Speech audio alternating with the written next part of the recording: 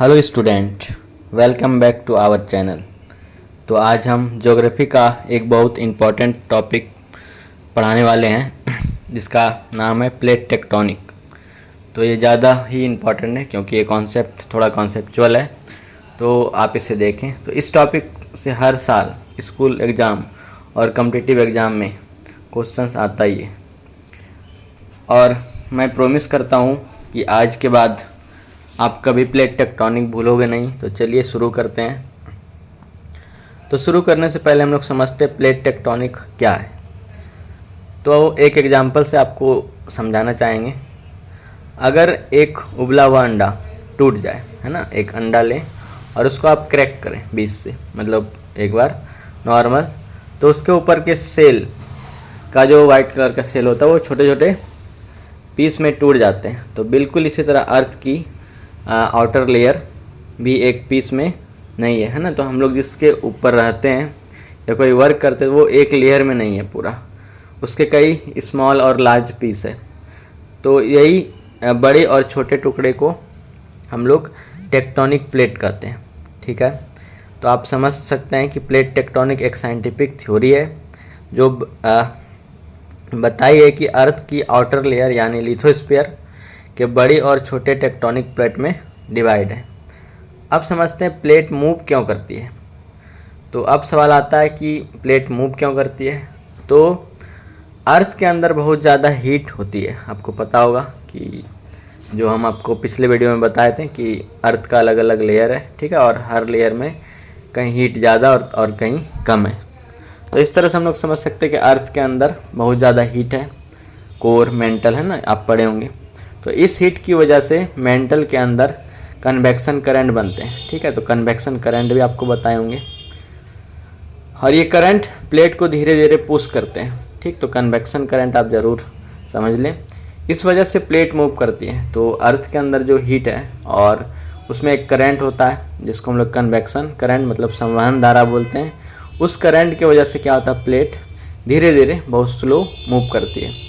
जैसे हम समझ सकते हैं कि एक जब हम लोग दूध को, मिल्क को गर्म करते हैं, तो उस समय जब उसके अंदर मिल्क के अंदर में मूवमेंट होता है। एक टाइम ऐसा होता है जब मिल्क बहुत ज़्यादा खौलने लगता है ना, मूव करने लगता है। तो उसी टाइप से अर्थ के अंदर भी ठीक मेंटल में जो मूवमेंट होता है या कन्वेक्शन करंट जब फ्लो करता है तो उससे प्लेट भी मूव करती है। तो हम लोग समझ सकते हैं कि अर्थ का जो ये ऊपर का क्रस्ट है वो 7 मेजर प्लेट्स में, ठीक है, डिवाइड है। प्लेट का भी नाम बताएंगे हम 7। ऐसे प्लेट बहुत सारा, बट हम लोग मेजर प्लेट को स्टडी करेंगे और उसको समझेंगे। और ये जो प्लेट है ये बहुत स्लो मूव करता है, इस वजह से हम लोग को पता नहीं चलता। लगभग ये पर ईयर 2 से 10 सेंटीमीटर, है ना, बहुत स्लो, उतना फास्ट मूव नहीं करता, नहीं तो हम लोग को पता चलता। और ये पर ईयर 2 से 10 मतलब 2 to 10 centimetre he per year move करती है। ठीक, तो इसलिए मूवमेंट डेली हम लोग को फील नहीं होता। उसी तरह से अब हम लोग बात कर ले थोड़ा ये प्लेट जो टेक्टोनिक प्लेट है उसका बाउंड्रीज का। तो सबसे पहले समझे कि प्लेट बाउंड्रीज होता क्या है। ठीक, तो ये बेसिकली जब दो प्लेट, है ना, आके जहाँ पर मिलेगी तो वहाँ पर एक बाउंड्री क्रिएट होगा। उसी बाउंड्री को हम लोग बोलते हैं प्लेट बाउंड्रीज। ठीक, तो ये क्लियर होना चाहिए। तो बेसिकली ये जो प्लेट बाउंड्रीज है 3 टाइप का होता है ना, 3 प्रकार के। तो पहला होता है डाइवर्जेंट, ठीक है, फिर होता है कन्वर्जेंट प्लेट बाउंड्री, ठीक, और एक लास्ट होता है ट्रांसफॉर्म बाउंड्री। तो हम तीनों को समझा रहे हैं। तो फर्स्ट होता है डाइवर्जेंट बाउंड्री। तो डाइवर्जेंट बाउंड्री में क्या होता है कि यहाँ पर 2 प्लेट एक दूसरे से दूर जाती है, मतलब डाइवर्ज कर जाती है ना। तो सिंपल आप 2 प्लेट इसको देख सकते हैं आप, है ना, कि 2 प्लेट इसमें क्या होगा, एक दूसरे से दूर जा रही होगी, तो इसको डाइवर्जेंट बाउंड्री बोलते हैं।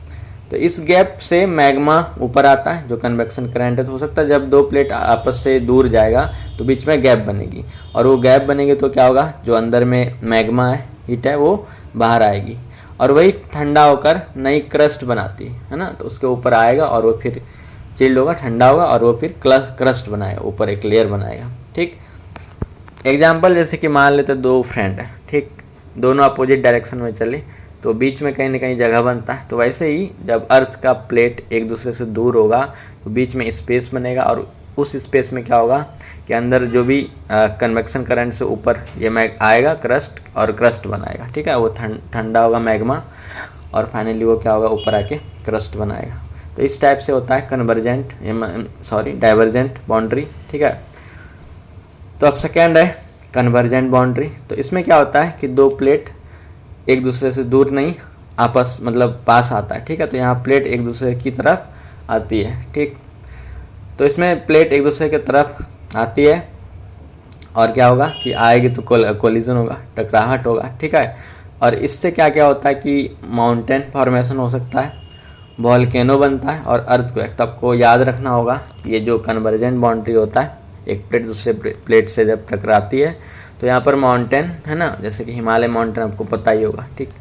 वो भी इसी कारण से बना। वॉल्केनो आती है, अर्थक्वेक आती है। तो ये 3 फिनोमेना हम लोग को देखने को मिलता है। तो एग्जांपल जैसे कि दो कार, अगर एग्जांपल हम लोग सोचे कि दो कार आपस में आके, ठीक है, टकरा जाए, तो उसका इम्पैक्ट आप देखते होंगे बहुत पावरफुल होता है। तो वैसे ही प्लेट जब कोलिजन करता है तो अर्थ के सरफेस में भी चेंजिंग होता है, ठीक है। उसके सरफेस में स्ट्रक्चर में कुछ ना कुछ चेंजिंग होता है। तो उस कारण से क्या होता है कि माउंटेन बन जाता है, या अर्थक्वेक आ सकता है, या फिर वॉल्केनो आ सकता है। तो ये जो हिमालय माउंटेन है, इसी प्लेट का ये वाला है ना, कन्वर्जेंट का ही एग्जाम्पल है हिमालय माउंटेन।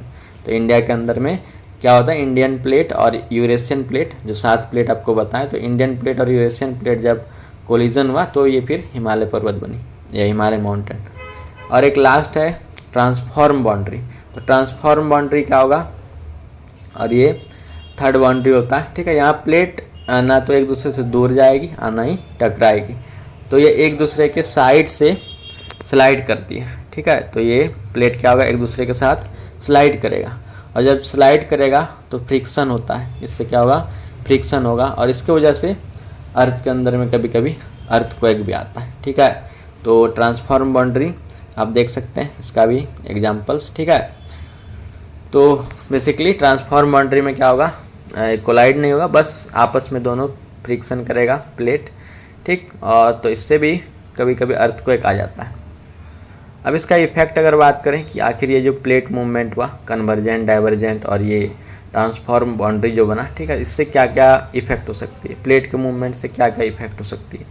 तो पहला इफेक्ट आपको हम बताए भी कि क्या हो सकता है, अर्थक्वेक आ सकता है, ठीक है। तो अर्थक्वेक कैसे आएगा कि जब प्लेट कोलाइड करेगी, ठीक है, तो वहाँ से क्या होगा कि, या फिर स्लाइड करेगा, तो उसके अंदर जो प्लेट के अंदर जो एनर्जी होगा, ठीक है, वो रिलीज होगा, और वो एनर्जी कहीं ना कहीं अर्थ के ऊपर सरफेस पे आएगा, और हम लोग को अर्थक्वेक का है ना एक तरह से पता चलेगा। तो अर्थक्वेक आ सकती है जब भी प्लेट मूवमेंट होगा। सेकेंड क्या हो सकता है, वॉल्केनो हो सकता है, ठीक है, ज्वालामुखी आ सकती है। तो कभी कभी जब एक प्लेट दूसरे प्लेट के नीचे चली जाती है ना, सबडक्ट करती है, तो जो एक प्लेट और एक प्लेट मान ले उसके नीचे चले जाए, ठीक है, ये देख सकते हैं आप।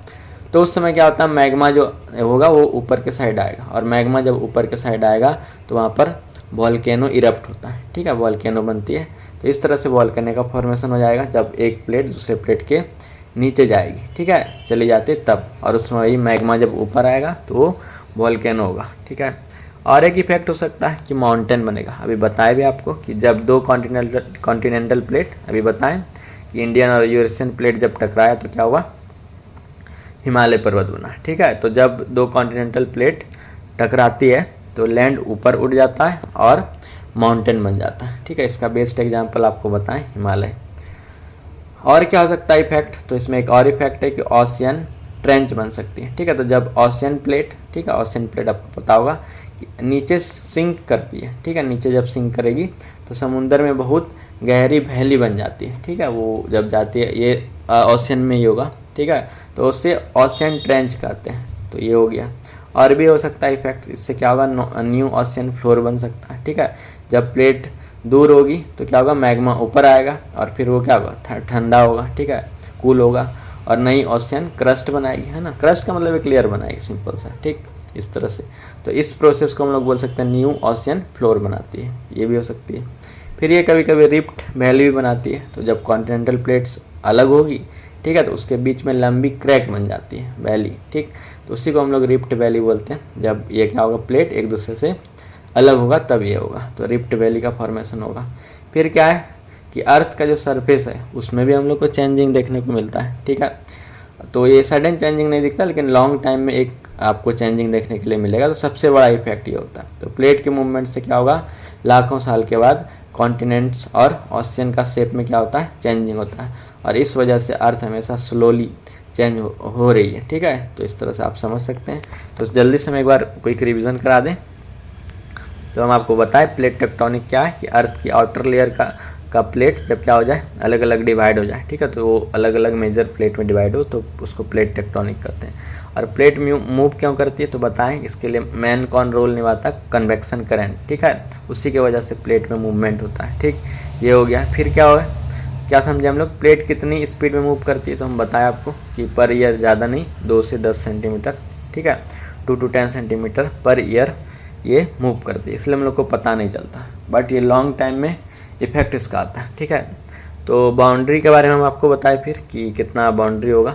तो 3 बाउंड्री, ठीक है, डाइवर्जेंट, कन्वर्जेंट और ट्रांसफॉर्म। फिर उसके बाद बताएं कि इसका क्या इफेक्ट हो सकता है। तो बताएं अर्थक्वेक आ सकता है, वॉल्केनो आ सकती है, माउंटेन्स बनेगी, ओशियन ट्रेंच हो सकती है, न्यू ओशियन फ्लोर बनेगी, रिफ्ट वैली बनेगी और अर्थ के सरफेस में चेंजिंग होगा। तो स्टूडेंट, आज हमने प्लेट टेक्टोनिक को बिल्कुल सिंपल लैंग्वेज में समझा। अगर आपको ये लेक्चर पसंद आया हो, ठीक है, तो वीडियो को आप लाइक करें, अपने फ्रेंड्स के साथ शेयर करें और चैनल को सब्सक्राइब करें। उसके बाद मैं आपके साथ हूँ, ठीक है। फिर जो भी वैसा लेक्चर होगा मैं प्रोवाइड करूँगा, ठीक। और आप लोग लाइक करें और जितना शेयर हो आप कर दें फ्रेंड्स को, ताकि उसको भी बेनिफिट हो, ठीक है। Thank you, bye, take care.